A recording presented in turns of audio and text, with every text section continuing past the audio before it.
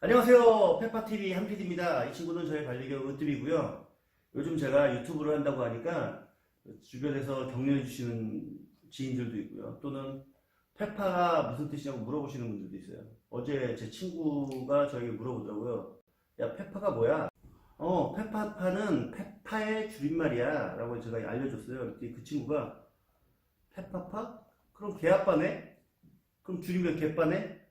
그러면서 저를 놀리더라고요. 이런 개놈 정말 우씨. 근데 집에 가서 생각을 해보니까 그 개빠란 말이 귀에 싹 들어오는 거예요. 개빠 괜찮다. 그래서 제가 오늘부터 제 닉네임을 개빠로 바꾸기로 했어요. 어때요? 괜찮죠? 자, 그래서 다시 인사드리겠습니다. 안녕하세요. 페파파 개빠입니다. 이 친구는 저의 반려견 으뜸이고요. 완연한 봄인 요즘 그 야외나 공원에 가면 많은 애견인들이 애완견과 같이 산책을 하는 모습을 자주 볼 수 있는데요. 애견을 키우시는 분들이나 키우시지 않는 분들이 이 개를 상당히 좋아하시는 분들이 많죠. 하지만 요즘 애견으로 인한 사고가 잦아서 애견인의 한 사람으로서 가슴이 아픕니다. 지난 11일 부산의 한 남성은 대형견에 물려 주요 부위를 봉합수술하는 큰 사고가 있었고요. 바로 그 전날 10일 안성에서는 산책하시던 60대 여성분이 개에 물려 사망하는 사고가 일어나기도 했어요. 이런 사고가 있을 때마다 으뜸아, 네 얘기하는 거야. 올라. 최고 40cm 이상인 반려견의 입에 입마개를 착용시키자는 여론들이 들끓고 있는데 그런 이야기를 들을 때마다 상당히 가슴이 아픕니다. 소방청 통계에 따르면 최근 3년간 119 구급대가 개 물림 사고로 인해 이송한 환자가 자그마치 6,883명이나 있다고 하네요. 바쁘신 소방대원 여러분께 고생을 시켜드렸네요. 애견인의 한 사람으로서 송구스럽고 참으로 안타까운 일이 아닐 수 없습니다. 그런데 말입니다. 왜 유독 최고가 40cm의 기준을 두자는 겁니다. 40cm가 넘으면 사람을 물고 40cm가 안 되면 사람을 안 문다는 얘기입니까?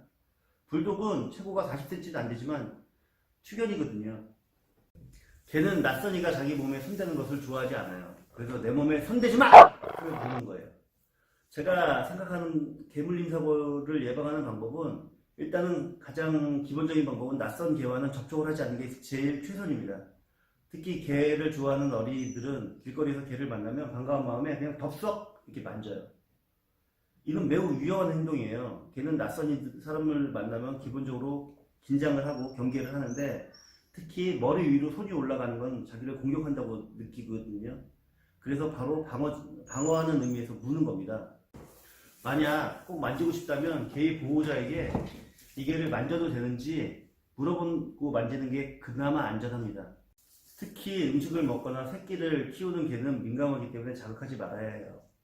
개를 무서워하는 어린이들이나 여성분들은 개를 발견하면 뛰어다라다거나 놀라서 크게 소리를 지르는데 이거는 개를 더 민감하게 자극하는 일이기 때문에 오히려 개의 공격성을 자극하는 역할을 합니다. 모든 반려견은 본능적으로 야생의 습성이 남아있어 공격성을 지니고 있어요.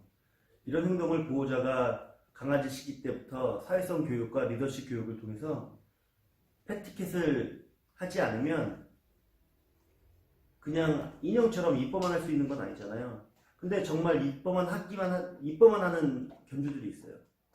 이 아이들의 예절 교육의 중요성을 이해하신다면 반려동물과 좋은 공정관계를 지켜나갈 거라고 생각을 합니다. 특히 중대형견이 물었을 때는 그 피해가 심각한데요. 이번 부산 개물림 사고와 같은 경우에도 활동량이 많은 개를 견사 안에 가둬놓고 키우거나 아니면 줄에 묶어 키워서 이런 사고가 생기는 사례가 적지 않아요. 더욱 교육의 중요성을 인지하고 애견을 이뻐하기만 하기보다는 반려견이라는 생각을 하고 반려자분들이 리드하는 방법을 배우는데 관심을 가졌으면 좋겠어요.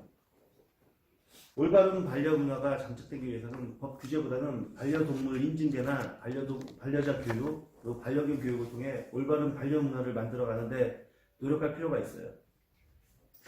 개물림 사고가 있을 때마다 나오는 입마개를 이야기하기 전에 알아야 할 게 있어요. 개에게는 특히 민감한 부분이 있거든요. 주둥이, 발, 꼬리. 특히 이 주둥이 부분이 예민한데요. 어떤 개들은 이렇게 입을 잡으면 움직이지도 못하는 개들도 있어요. 그만큼 민감하다는 얘기죠. 개는 몸에 땀샘이 없어서 혀랑 발바닥으로 그 체온 조절을 하거든요. 그런데 이 체온 조절을 하는 기관은 인위적으로 어느 정도를 막는 거잖아요. 물론 이렇게 구멍이 뚫려 있어서 완전히 막지는 않겠지만 개 입장에서는 혀를 내밀어야 하는데 혀를 못 내밀잖아요. 그러니까 개 입장에서 얼마나 가혹한 것이겠어요. 국내에서 지정한 맹견은 도사견, 피프테리어, 아메리칸 스탠퍼드셔 테리어, 스탠퍼드셔 불테리어, 로트와일러, 그런 개들의 또 잡종견들을 규정하고 있어요. 하지만 그 견종 이외의 맹견은 그 견종 이외의 다른 개들이 맹견이 아니라고 방심하시면 안 돼요. 보호자님께서 컨트롤을 시킬 수 없을 때는 리드줄을 짧게 잡고 외출했을 때는 좀 더 사람들이 없는 쪽으로 가주시고 그런 식으로 주의를 기울이셔야 이런 피해도 방지할 수가 있어요. 한번 으뜸이에게 입마개를 해볼게요. 어떤 반응인지 볼까요? 으뜸 이리 와. 입마개를 꺼내니까 싫어서 지금 숨었어요. 자, 한번 해볼게요. 앉아. 그렇지. 자.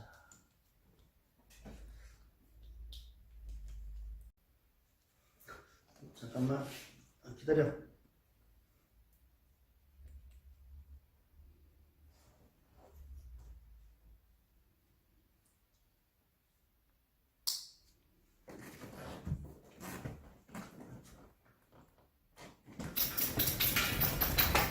얘가 하는 행동 보이세요? 되게 답답하고 불안해하거든요. 입마개의 종류도 되게 많아요. 이런 불편한 모습을 보고 싶으신가요? 그렇지 않다면 여러분들이 애견을 스스로 훈련을 시키셔야 돼요. 으뜸이가 숨소리가 거칠어지고 있어요. 답답해서.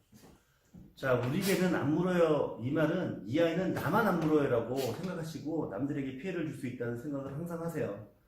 그렇게 주의하셔야만 합니다. 집 안에 있는 아기들이 밖으로 나오면 모든 것이 신기해서 냄새를 맡고 마킹도 하고 하지만 그만큼 낯선 환경에 대한 긴장을 하고 있어요. 그런 아이들에게 보호자님들이 안정감을 갖도록 옆에 바짝 붙어 있는 게 좋아요. 그런 것들이 익숙해지면 낯선 개들과의 냄새도 맡고 또 낯선 사람들이 와도 긴장하는 횟수가 줄어들어요. 다시는 개들이 사람을 물지 않는 날을 우리 기다리면서 우리 스스로 사회성 교육을 시키자고요. 아직도 괴로운 모양이에요. 이렇게 힘들어하는 개를 보고 싶진 않잖아요. 유익하셨다면 좋아요, 구독 꾹꾹 눌러주시고요. 우리 다음에 다시 만나요. 얼른! 힘들었어? 아이. 그러니까 다른 친구가 사람을 물어서 응? 이렇게 힘들게 옳지